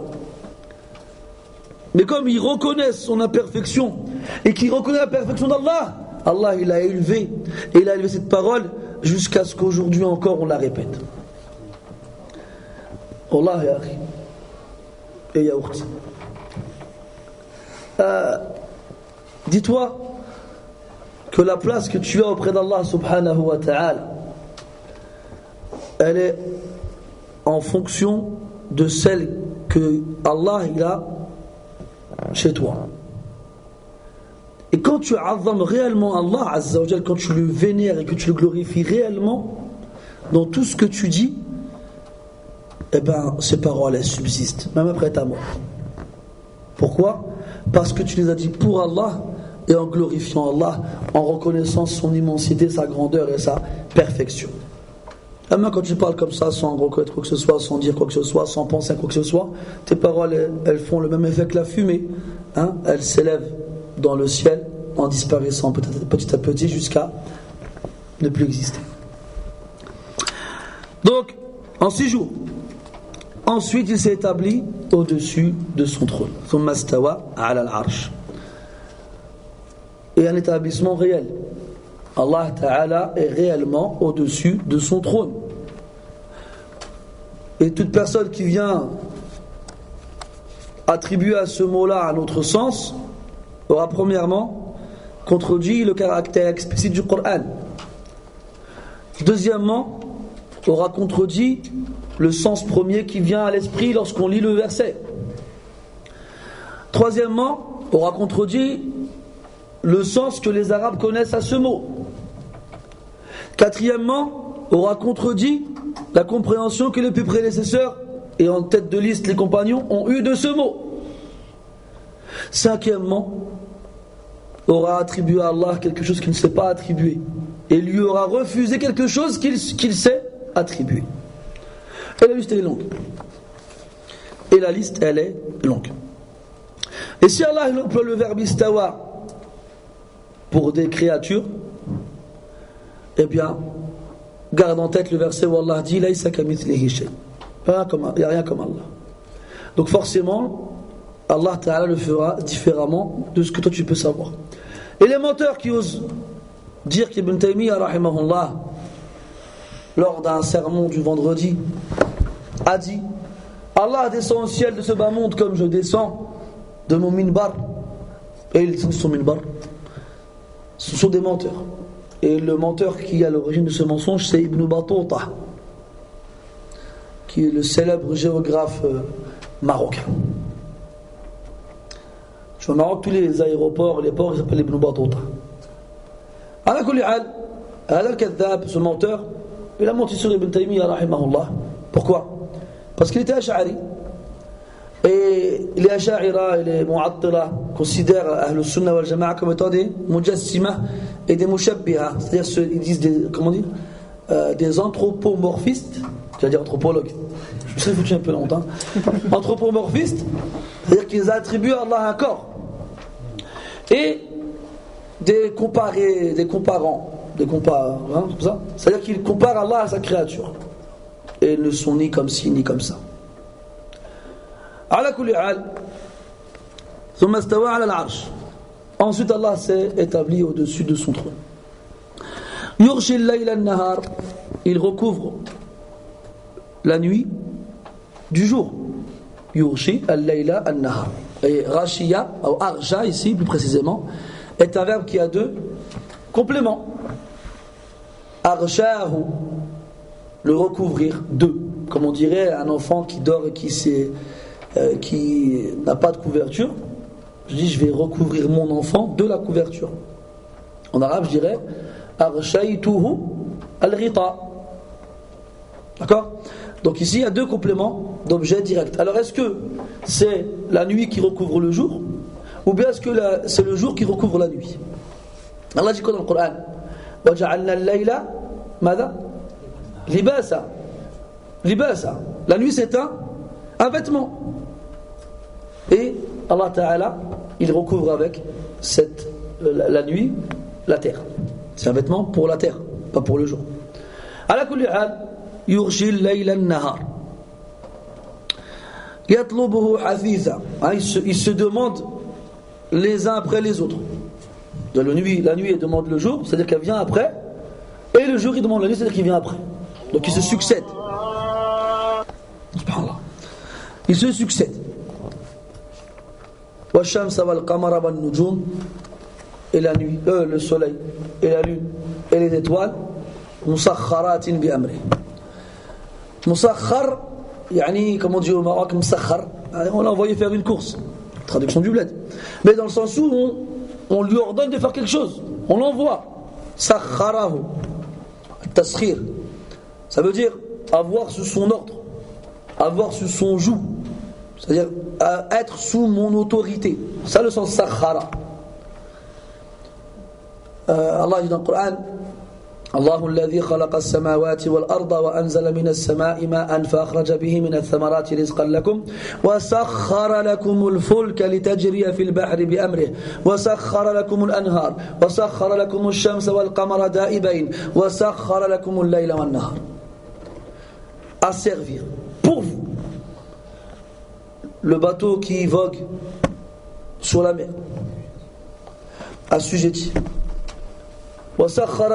Et il a assujetti, il a asservi pour vous les fleuves. Et il a asservi pour vous le soleil et la lune. Et il a asservi pour vous le jour et la nuit. Et ici, Al-Shams wal-Qamar wal-Nujum Musakharat. Il n'a pas dit envers qui. Et dans Ibrahim, le verset que l'on a cité, il a dit pour vous. Donc elles sont asservies pour vous, mais elles sont asservies à nous. Asservies pour toi, on l'a mis à ton service, mais ils sont asservis par nous. C'est nous qui sommes au-dessus d'eux. Et c'est nous qui leur ordonnons ce qu'ils doivent faire. Musakharat bi amrih, par son ordre. L'ordre d'Allah subhanahu wa ta'ala. Ala lahu al-khalq wal-amr. À lui la création et l'ordre. Tabarakallahu Rabbul Alamin. Que soit béni Allah, le Seigneur des mondes. Ala lahu al-khalq wal-amr. Donc Allah, il ne faut pas comprendre à travers cela une négation. Ce n'est pas le but. C'est un mot que les Arabes emploient pour attirer l'attention de l'interlocuteur et pour appuyer l'information. Ala lillahi ma fi samawati wa ma fi al-ard. Ala lillahi ad-din al-khalis.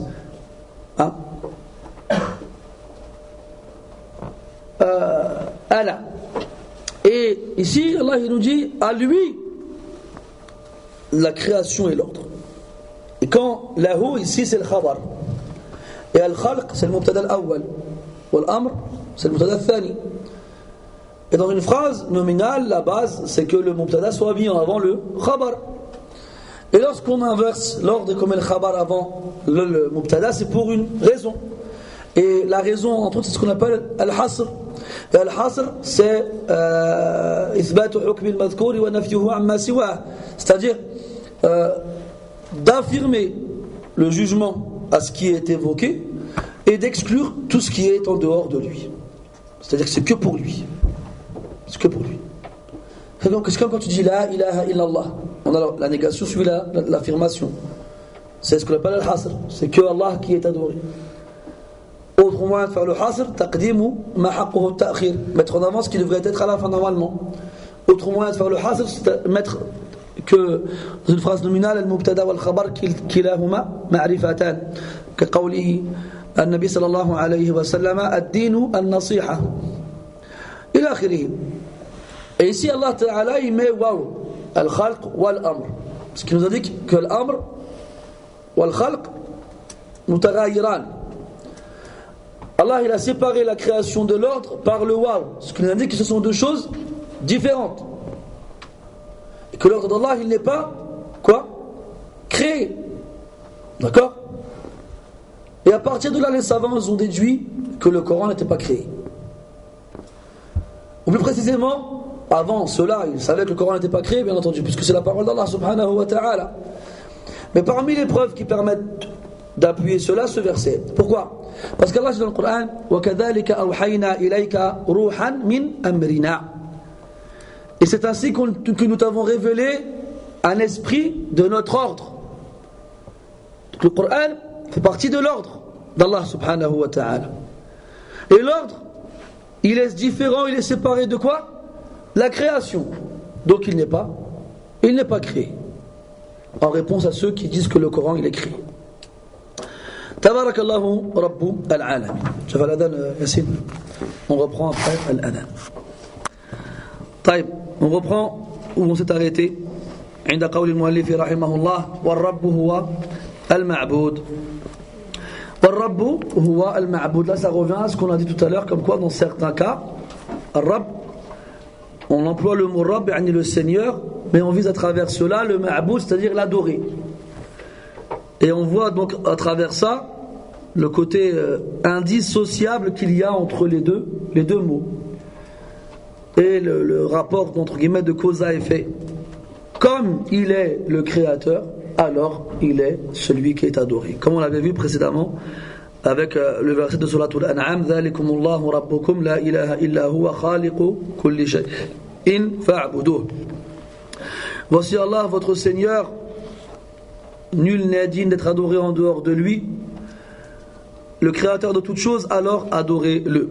Et là, le mu'allif, rahimahullah, il a prouvé cela avec le verset وَالدَّلِيلُ قَوْلُهُ تَعَالَى يَا أَيُّهَا النَّاسِ وَاعْبُدُوا رَبَّكُمُ الَّذِي خَلَقَكُمْ وَالَّذِينَ مِنْ قَبْلِكُمْ لَعَلَّكُمْ تَتَّقُونَ. On avait cité ce verset aussi. Où Allah Ta'ala, le verset, il n'y a pas le chiffre, c'est 21 et 22 de l'Baqarah. Où Allah Ta'ala s'adresse aux gens. Quand Allah Ta'ala il s'adresse à différentes catégories de personnes. Soit cet appel il concernera tout le monde, soit il visera un groupe parmi tant d'autres. Les versets dans lesquels Allah Ta'ala s'adresse à tous les êtres humains sont variés. Ya ayyuhan nas, pour vous les gens. Ya bani Adam, aux fils d'Adam. Ya ayyuhal insan, aux toi l'être humain. Même si c'est un appel différent dans sa forme, dans les trois cas, il vise les mêmes, c'est-à-dire tout le monde, sans aucune distinction. Et dans l'autre cas, Allah Ta'ala, il vise un groupe en particulier. Ya ayyuhal ladhina amanu, ya ayyuhal ladhina utul kitab, ya ayyuhal ladhina hadu, ya ayyuhal ladhina kafaru. Ces quatre appellations sont présentes dans le Coran. Et dans chacune de celles-ci, Allah Ta'ala, il vise un groupe en particulier. Ou encore aussi, il y a ahl al-kitab. Ça aussi, on le trouve dans le Coran. Ala kulli hal. Ici, ya ayyuhan nas. Vous les gens. An-nas. An-nas, à la base, c'était al-unas. Et al-unas, c'est le pluriel de ins. Et ça fait partie de ces mots qui ont vu leur hamza disparaître, takhfifan. Parce que c'est plus facile à dire, c'est plus léger pour la langue. An-nas, c'est plus facile à dire que al-unas. Mais à la base, c'était al-unas. Il y a beaucoup de mots qui ont évolué comme ça avec la disparition de la hamza. Comme khayr et shar. À la base, c'était akhyar et ashar. À la base, c'était ça. Takhfifan ou ma'a kathrati l'isti'mal, comme c'est un mot qui revient souvent dans la bouche des gens. Et que c'est plus léger à dire, la hamza, elle a disparu. Et cette façon d'agir chez les Arabes, elle existe jusqu'à aujourd'hui. Et les champions du monde, c'est les Marocains. Ils ont détruit toutes les hamza. Ibrahim, Ismaïl, Driss, Ahmed. Ils ont réussi à faire commencer le mot par un soukoun. Ahmed. Hein? Le soukoun, c'est exagéré. Tous les mots commencent par un soukoun. Des fois. Njoum. Njoum. Ala kulli hal. Donc il faut savoir que l'évolution de l'arabe, jusqu'à aujourd'hui, qu'on retrouve dans nos dialectes respectifs, elles ont des origines. Et nous, des fois, quand on apprend l'arabe, au début, on a tendance à dénigrer nos dialectes. C'est quoi, c'est n'importe quoi. Mais sachez que plus vous percerez en arabe, et plus vous vous apercevrez que ce qu'on entend aujourd'hui dans nos pays, eh ben, ça a une origine. Bon, les phrases du genre chercher ta'alik ma trouvé je peux pas trouver d'excuses, je suis désolé. Mais sinon, généralement, ça a une origine. On a dit ayyuhan nas, donc an-nas c'est le pluriel de ins. Et on a appelé l'être humain ins, ça vient de l'uns. Et al-uns, ça veut dire la compagnie, se tenir compagnie, parce que l'être humain, il vit pas tout seul, il vit avec les autres. Ils se réunissent dans des villes et puis ils vivent ensemble. Contrairement à ceux qui prétendent que l'être humain al-insan, a été appelé ainsi à cause de an-nisyan, l'oubli. L'être humain est appelé insan parce qu'il ya'nas bi ghayrihi wa yasta'nis bi ghayrihi. Il fait fuir la solitude avec les autres. C'est pour ça qu'on l'a appelé ainsi. Contrairement aux bêtes sauvages qu'on appelle al-wuhush. Al-wuhush, ça vient de l'wahsha, qui veut dire la solitude. Parce qu'ils ne vivent pas en groupe, ils vivent tout seul, chacun vit dans son coin. Adorez votre Seigneur. Pourquoi? Alladhi khalaqakum. Celui qui vous a créé. Donc comme il vous a créé, eh ben vous devez l'adorer. Et non seulement il vous a créé, vous, mais il a créé aussi ceux qui vous ont précédés. وَالَّذِينَ مِنْ قَبْلِكُمْ. Et quel est l'intérêt dans l'adoration de celui qui nous a créé? لَعَلَّكُمْ تَتَّقُونَ. وَالتَّقْوَى provient du verbe ittaqa. Ittaqa signifie se préserver, se protéger. Et ittaqa vient du verbe waqa, qui veut dire se protéger. En arabe contemporain, le préservatif, on l'appelle al-waqi. Ce qui préserve. Al-waqi. Waqa, ça veut dire se préserver. Et de là, le fameux proverbe arabe qui dit Al-wiqayatu khayrun min al-ilaj, dont l'équivalent en français est mieux vaut prévenir que guérir. Se préserver est mieux que de devoir se soigner, si tu veux la traduction littérale de Al-wiqaya khayrun min al-ilaj. Et al-taqwa, son sens dans l'islam, c'est an taj'ala baynaka wa bayna 'adhabillahi wiqayatan. Que tu mettes entre toi et le châtiment d'Allah une wiqaya, une protection, une préservation.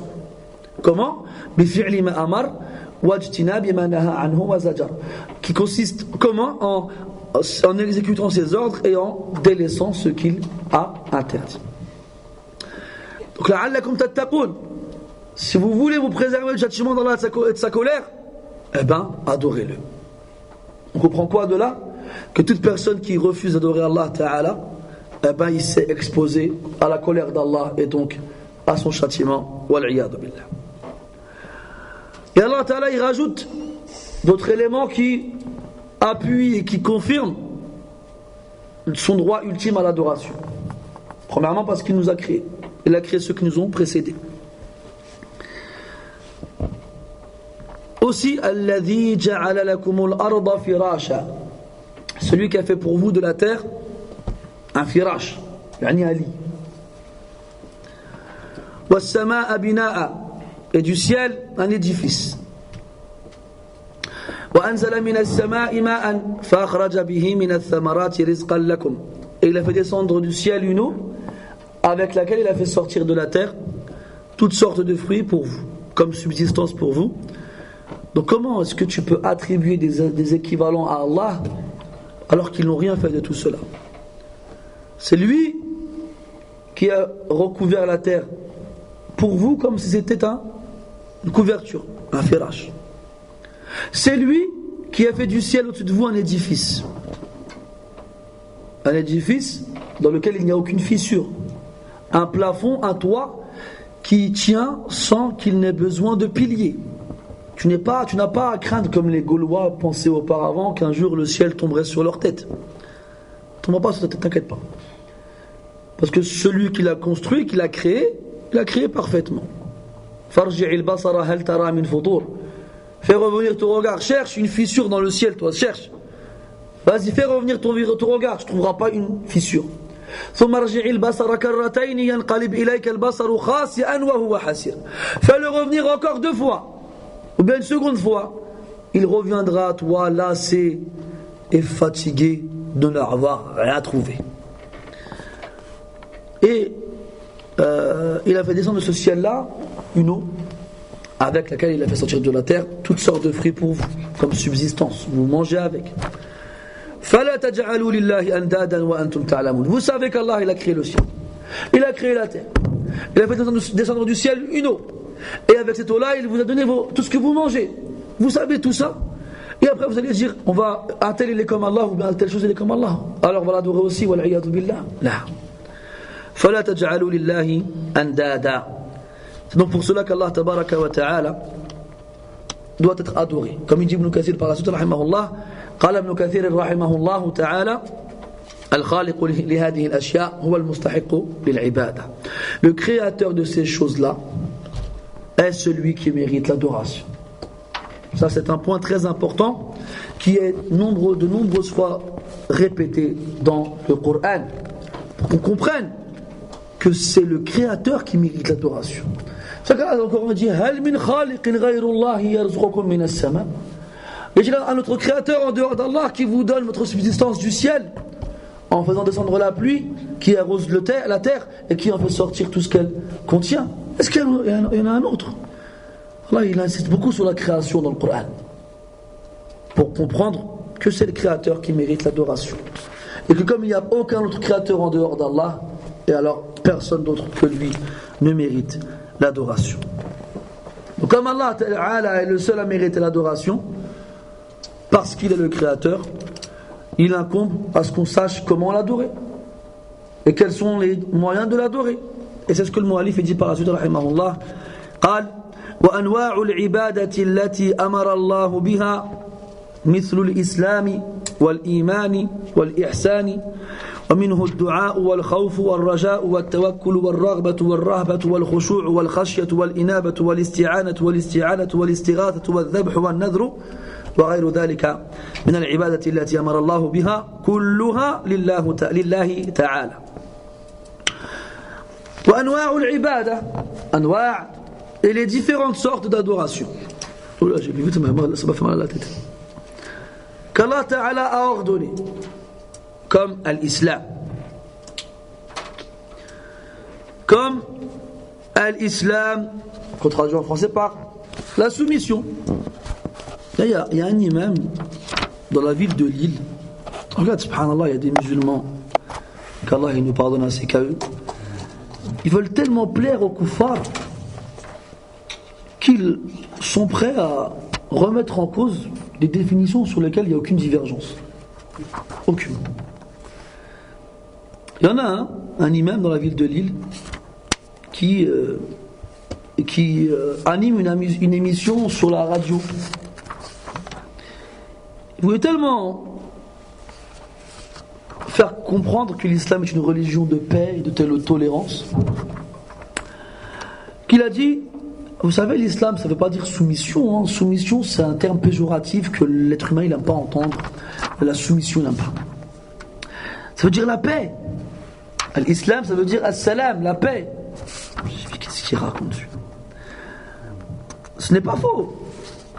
Dans le sens où il tire ces deux mots-là, leur origine de la même base. Là, sin, lam, mim dans salam, sin, lam, mim dans islam. D'accord? Maintenant, comme les Arabes, les savants de la langue arabe, ils disent al-farqu fil mabna, farqun fil ma'na. La différence dans la forme du mot amène obligatoirement une différence dans le sens du mot. C'est comme ça. Kharaja et akhraja n'ont pas le même sens, même s'ils ont tous les deux la même origine. Ala kulli hal, on est fatigué, on est lassé, on est frustré, wallah, de voir ces gens qui s'apparentent à l'islam, qui s'affilient à l'islam, mais qui veulent absolument satisfaire les kuffars. Et Allah il dit dans le Coran: وَلَنْ تَرْضَى عَنْكَ الْيَهُودُ وَلَا النَّصَارَى حَتَّى تَتَّبِعَ مِلَّتَهُمْ. Jamais les juifs et les chrétiens ne seront satisfaits de toi tant que tu ne suis pas leur religion. Il n'y a pas d'autre solution. Si demain tu pouvais inventer une opération chirurgicale esthétique qui consiste à changer la peau de la personne, et que tu changeais de peau pour plus que tu ressembles à un arabe ou à un noir, tant que tu es musulman, ils ne t'accepteront pas. Alors que si tu es un noir ou un arabe et que tu dis: moi j'ai renié l'islam, je suis avec vous, alors là ils vont t'accepter. Ça, comprends-le une fois pour toutes, et ne cherche pas autre chose, ne cherche pas à te rapprocher d'eux. Allah Ta'ala te l'a interdit. Taïb. L'islam, les savants ils le définissent comme étant al-istislamu lillahi bit-tawhid, qui consiste à se soumettre à Allah à travers l'unicité, al-tawhid, wa l'inqiyadu lahu bit-ta'a. Al-inqiyad, c'est aussi un synonyme de soumission. Al-inqiyad, ça vient du verbe qada yaqudu qui veut dire conduire. Inqada, c'est se laisser conduire. C'est comme si j'étais aveugle ou bien je mettais un bandeau sur mes yeux et que je demandais à Tariq de me montrer le chemin. Alors on dira Inqada Sufyan li Tariq. Il s'est laissé conduire par. Inqada. Al-inqiyad, c'est se laisser conduire. Et c'est un synonyme, si on veut, de soumission. Se soumettre, se laisser faire. Ne pas, montrer comment on dit déjà ? Résistance. De résistance. Barakallahu fik. J'aime bien quand les frères ils sortent le mot que je cherche. C'est plaisir. Et se désavouer de l'association ainsi que de ceux qui la pratiquent. هذا هو الإسلام. Et l'islam est ce à quoi tous les prophètes et messagers ont appelé, sans aucune exception. Ça parce que la définition qu'on vient de donner, c'est une définition générale qui revient et qui colle à tous les messages que les prophètes ont transmis à leur peuple, quels qu'ils soient, de Nuh jusqu'à Muhammad alayhimu as-salatu was-salam. Quant à l'islam, dans l'islam,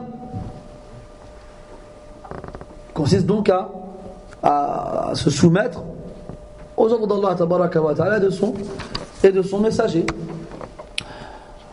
Et ça consiste à donc obéir et à pratiquer. Et c'est quand on pratique, c'est dans la pratique que la foi, elle se conçoit. Elle se conçoit. Comme ça. C'est dans la pratique que la foi, elle se forme. C'est dans l'action que la foi, elle naît. Et ne fait pas l'amalgame entre avoir la foi, c'est-à-dire croire en l'existence d'Allah Azza wa Jal, et l'iman, c'est-à-dire la foi entre guillemets qui résulte de tes actes, qui est le résultat de tes actions. Il y a beaucoup de gens qui ne comprennent pas qu'on leur dit que d'abord c'est l'islam, après c'est l'iman. On dit non, pour agir, pour œuvrer, il faut que je croie d'abord. Oui, mais non, on ne remet pas en question ta foi de base qui est la reconnaissance qu'Allah Ta'ala est le créateur et que tu dois te soumettre à lui. C'est pas ça qu'on remet en cause. Mais que cette foi-là ne sera réelle et concrète que lorsque tu te seras soumis à ses ordres en les mettant en pratique. Ce qui signifie que les gens qui prétendent croire sans œuvrer, sans pratiquer, leur foi elle est fausse. C'est pour ça que la personne qui n'applique pas les piliers de l'islam, tous, qui fait rien de l'islam, c'est pas un musulman. Et là, il n'y a pas à avoir de doute là-dessus. Ouais, on ne sait jamais, c'est Allah, c'est ce qui est dans les cœurs. Non, Allah, il t'a dit, c'est lui qui t'a dit ça. Qu'une personne sans action, c'est pas un croyant. C'en est pas. Oui. Et ceux qui font la moitié, genre Ramadan. J'y arrive. Après, il y a des actions qui ont, comment dirais-je, un poids supérieur à d'autres. Comme la prière. Comme disait Abdullah ibn Shaqiq, rahimahullah, كان أصحاب رسول الله صلى الله عليه وسلم ورضي الله عنهم لا يرون عملا تركه كفر إلا الصلاة. Les compagnons du prophète alayhim ridwanullah ne voyaient pas dans le délaissement d'une action de la mécréance si ce n'est la prière. C'est la seule. Mais il y a khilaf en vrai là-dessus. Parce que l'imam Ahmed rahimahullah et d'autres, on leur attribue des paroles comme quoi ils voient que celui qui délaisse le zakat et yakfur, al-hajj yakfur. Mais c'est une grande masala. Ala kulli hal, l'action principale c'est la prière. Comme dans le hadith de Mu'adh, ra'sul amr al-islam wa amuduhu as-salah wa dhirwatu sanamihi al-jihad. La tête c'est l'islam. Son pilier sur lequel il repose, c'est la prière. Et son sommet, c'est le djihad. Fi sabilillah. Donc si quelqu'un il prie, mais il ne jeûne pas, ou bien il prie, il ne fait pas de zakat, ou bien il prie, il ne fait pas le pèlerinage, on ne peut pas dire que c'est un mécréant. Par contre, s'il jeûne, il fait l'aumône, il fait le pèlerinage, et il ne prie pas, et quand je dis il ne prie pas, c'est-à-dire il ne prie pas du tout. Il faut comprendre quand on dit tarikus salah, celui qui délaisse la prière, ça fait référence à quelqu'un qui prie et qui arrête, qui prie et qui arrête. C'est là-dessus que la divergence elle existe, est-ce qu'il mécroit ou non. Quant à celui qui n'a jamais prié et qui ne prie jamais, il n'y a pas de divergence sur le fait que ce soit un mécréant. Même s'il donne la zakat, même s'il fait le jeûne, même s'il fait le pèlerinage, ce n'est pas un musulman. Oui. Même s'il prie le Jumu'ah. Même s'il prie le Jumu'ah. On a demandé Ibn Abbas, radiyallahu anhuma, il y a un homme qui ne prie que le Jumu'ah et le. C'était quoi le hadith? Et le Ramadan, si je ne me trompe pas. Il a dit huwa finnar. C'est tout. Juste parce qu'il faisait que le vendredi et la prière mais il faisait pas non, il priait le ramadan, mais il prie ni le vendredi ni les prières obligatoires. Il a dit huwa finnar. Huwa finnar. Donc il faut comprendre ça. C'est très important et c'est très grave de le délaisser. Et Allah dans le Coran, lorsqu'il nous parle des musulmans lorsqu'ils se sont installés à Médine, vous savez, quand les musulmans étaient à Mecca, ils priaient donc en direction de la Kaaba, mais du côté où il y a la porte. Et en fait, ils avaient comme Qibla Baytul Maqdis, Jérusalem. Quand ils sont arrivés à Médine, pendant 6 mois, ils ont prié vers Baytul Maqdis. Et la Kaaba était derrière eux, au sud. Et Allah Ta'ala, comme épreuve, il a changé la Qibla.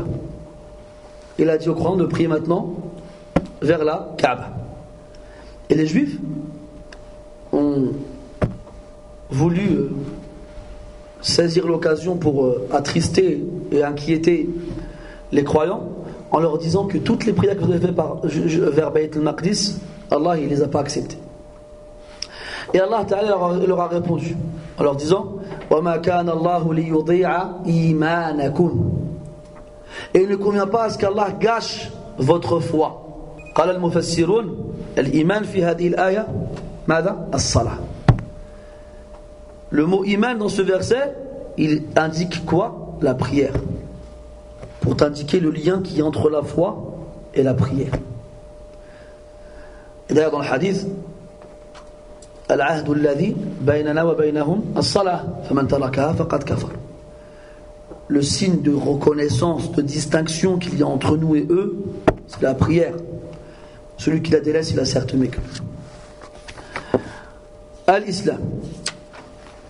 ثم الإيمان. الإيمان, la foi. On a dit al-Iman, قول باللسان, une parole avec la langue, وعمل بالأركان, une action avec les membres, واعتقاد بالجنان, et une conviction dans le cœur. يزيد بالطاعة, il augmente avec la foi, وينقص بالعصيان, et il diminue avec la désobéissance.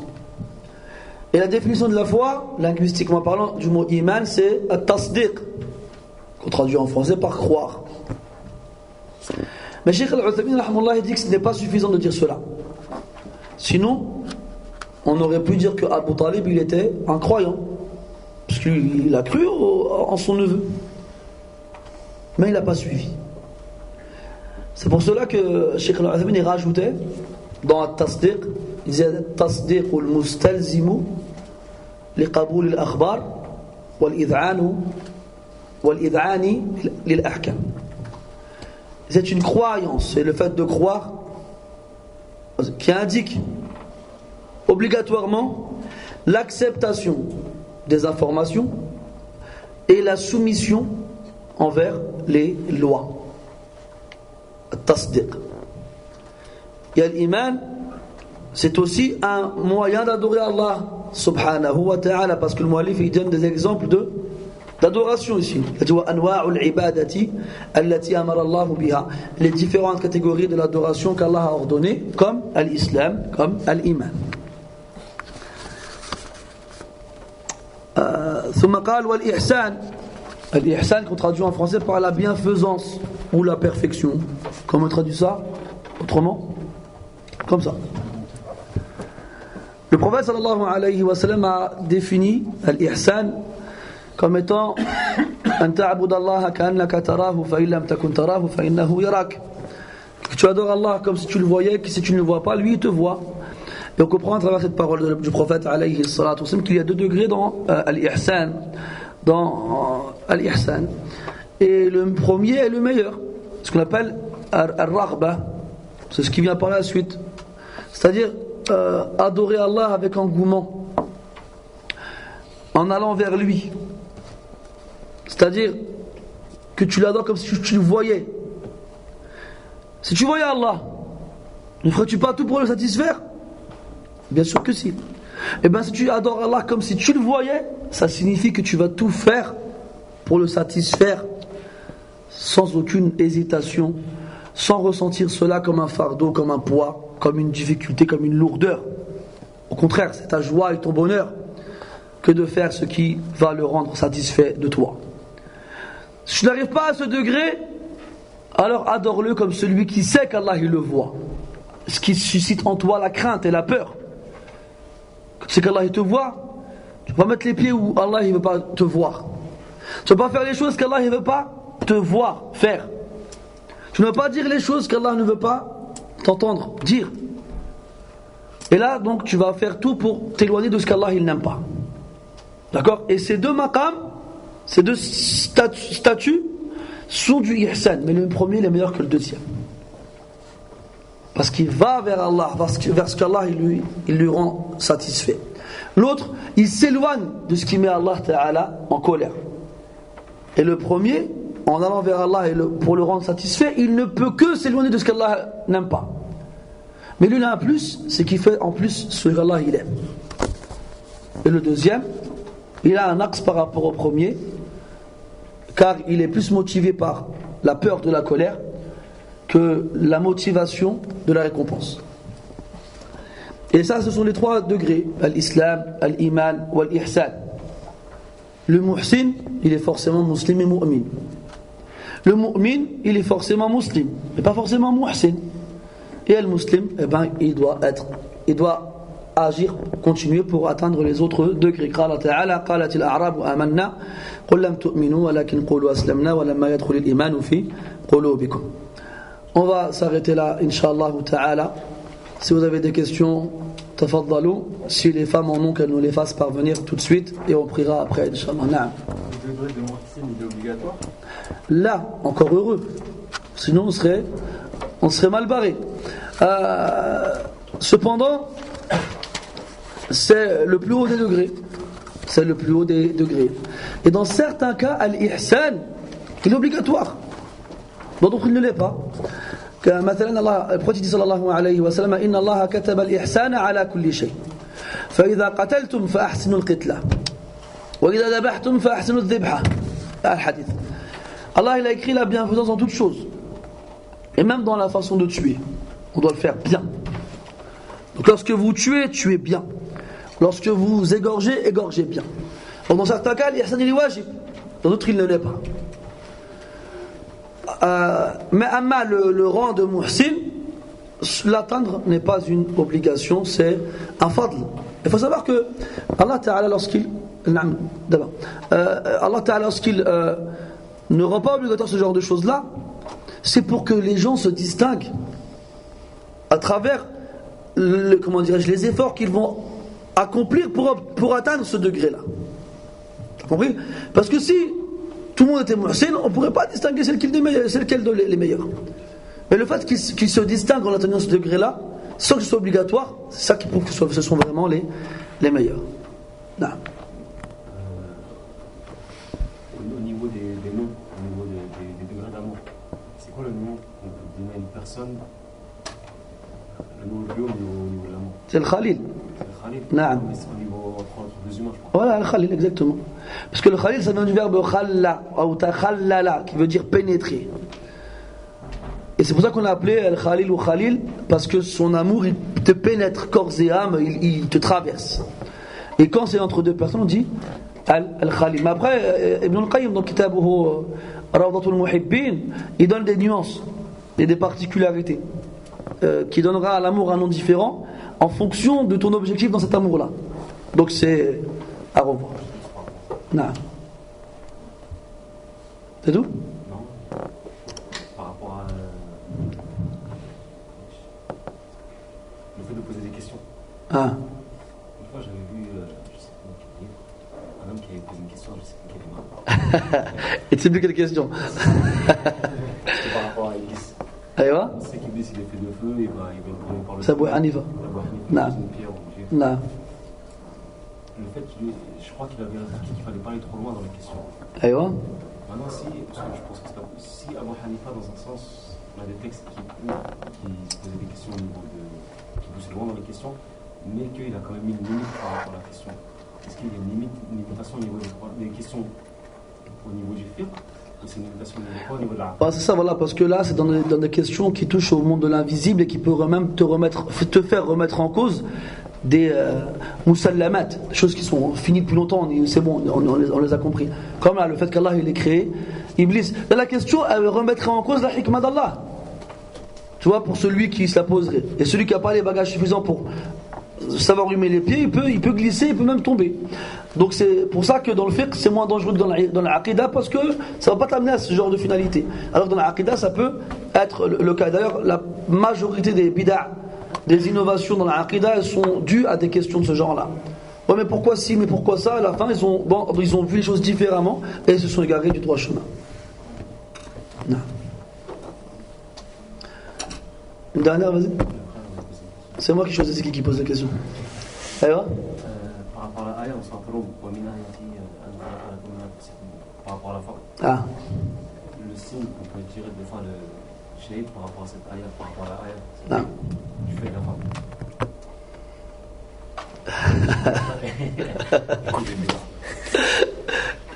Je sais pas. Allah alam. ما أدري. نعم. Par rapport à l'ayah, أن المساجد لله فلا تدعوا مع الله أحدا. نعم. Le fait de faire les prières dans les mosquées où il y a des tombes. C'est interdit, non, c'est interdit. C'est pas du shirk dans le cas où toi tu ne vises pas le défunt, mais c'est interdit en tout cas. Moi, il est interdit de prier dans les cimetières. Et tout endroit qui contient une tombe est considéré comme un cimetière. Et à partir de là, l'interdiction de l'adoration, lorsqu'elle a accompli, elle amène à l'annulation de celle-ci. Donc la prière accomplie dans un endroit tel que celui-ci, elle est nulle. Et c'est interdit de le faire. Mais le simple fait de le faire, c'est pas du shirk, c'est interdit. Wallahu a'lam. Aïe. Les prophètes, les prophètes sont, ce qu'on dit, les shahids, quand ils meurent, ils vont directement au paradis comme les prophètes, ou est-ce que les prophètes sont quand ils sont les prophètes? Est-ce qu'ils sont déjà après la mort, tu veux dire? Les shuhada, c'est différent, ce sont leurs âmes qui sont au paradis dans la poitrine d'oiseaux de couleur verte. Quant aux